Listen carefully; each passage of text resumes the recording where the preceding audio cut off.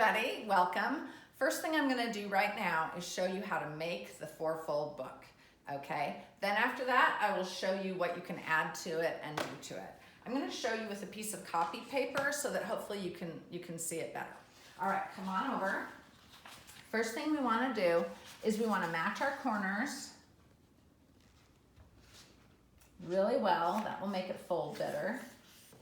And if you got a big piece of paper, remember you want to put one hand right near the fold to hold it well. And then I'm just gonna fold it. You will have to crease yours more than this, okay? Next thing we're gonna do is we're gonna go backwards and fold it the other way so that it will move in either direction, okay? So I'm doing that. All right. Now, I'm gonna fold up to that line. So you have a long rectangular strip like this. Okay, and I'm gonna fold that one backwards too.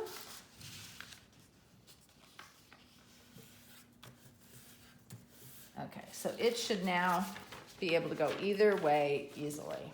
Okay, I'm gonna bring this one up to that fold and do exactly the same thing.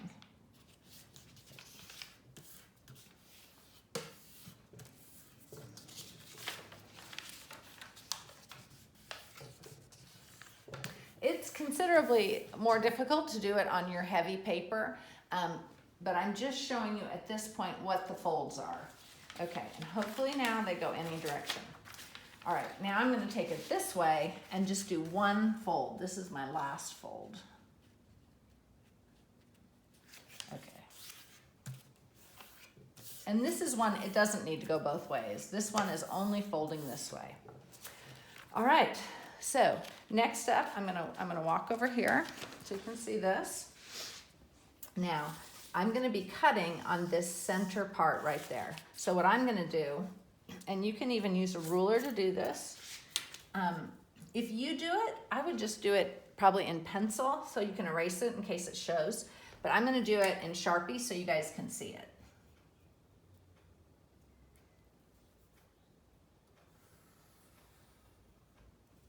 Okay, so that's the line I want to cut out. I'm going to fold it this way. I'm going to make one little cut so I can get my scissors in.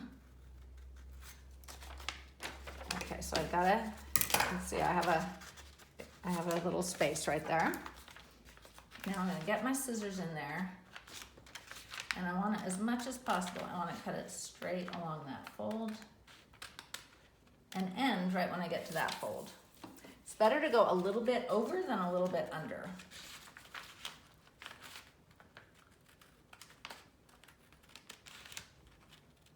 Okay, all right, so here is our book.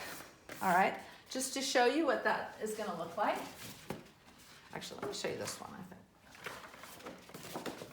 think. It's gonna look like this, and you can see on the back, I had a cut, and I cut right along that way. All right, so here I go. What you're gonna do is you're gonna open it, and when you open it, I want you to kind of go over that there. Okay, open it and go over it. Okay, actually, here we go.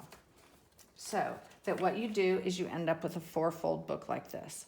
You wanna go to every page and fold it, open each one and fold it so that it will move easily. Okay, so there you go. There's your four-fold book. Let me show you what it looks like. Let me show you what it looks like with one of ours, okay? So here is my big piece, all right? I have cut right in there. Now I want to stand it up like the way it's going to be, and I'm going to have that diamond, okay? Then I'm going to join those together, and I'm going to fold them. And I'm going to go through each fold again, really making sure that it moves easily, okay? Now, I decided to make this one my cover, okay? So for those of you who all you have is oil pastel, You can do any writing in oil pastel. I decided to use some Sharpie, okay? So I'm gonna write book. This is my cabin book because remember that's one of my favorite places. So I decided to make my book about the cabin.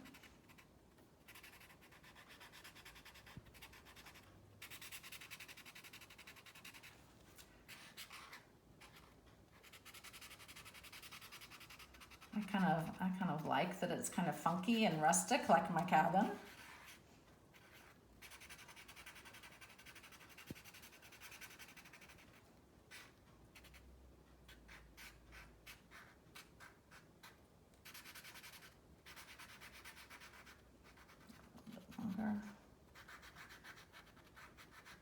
Okay, there's my cabin book. Now, if all you have is oil pastel, you're just gonna wanna use, I wanna use pretty much the same color I used last time. So I'm gonna go around this. I actually think it looks a little good to leave a little bit of space around it.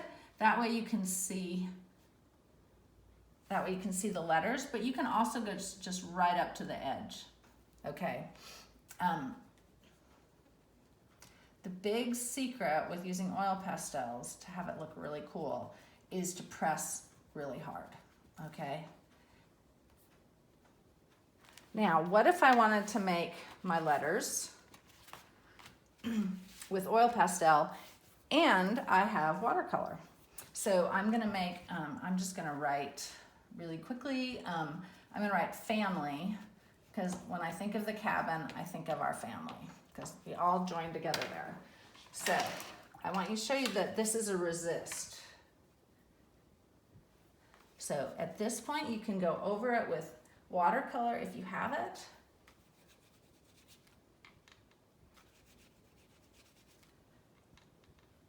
All right, and you can see how you can do that.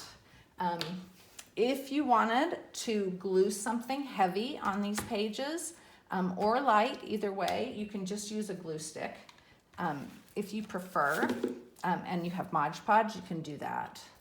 If you have Mod Podge, remember that you can actually go right over all the soft pastel and make everything kind of glossy and keep it from smearing.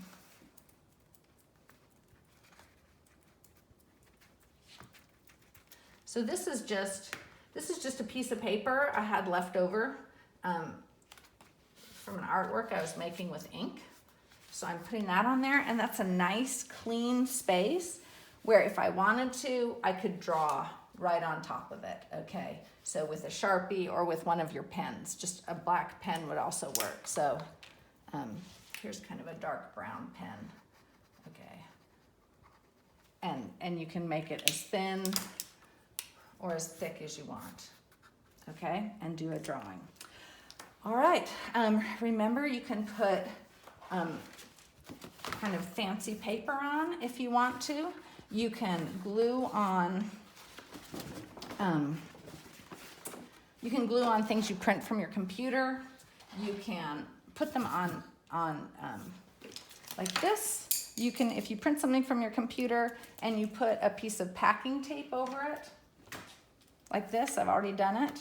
Then you can also put it right in water. I'll just put it in here. Let it soak for about 20 minutes. And then you can just rub gently and rub it off, and the ink will still be there and you can put it on. Or it also looks good to just print something out and just glue it right down there, okay? If you have run out, I'm trying to think if there's anything else. If you have run out of space for a place to draw, you might want to consider just putting a piece down that you can draw on top of. All right, but your goal is to make it an interesting book that has different layers on it if possible. If you just have oil pastel, you can just have one layer, that's cool. Okay, and then you just do something with each page. I would really like each page to continue the theme, okay, so that it really looks like you're going in one direction. All right, that's it. Please text me or email me if you have questions. have fun with this. It usually takes, like we usually put 3 or 4 classes on it because people enjoy doing it so much that they just keep layering and layering. All right, oh, one more quick thing. Another thing you could do is if you wanted to make a stencil, you can take any kind of slightly harder, let me get my scissors there. You can take any kind of slightly thicker paper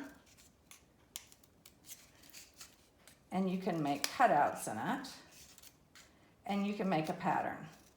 And you can have that be as complicated or as simple as you want. Okay, so I can put this on a space right here, and I can do it either with oil pastels,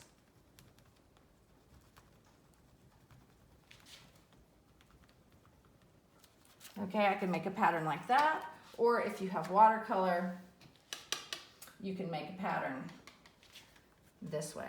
You have to be a little more careful with watercolors because it might bleed out underneath. See, this one's gonna be a little bit bleeding out, but there you go. All right, thanks everybody. Text me if you have questions. Bye.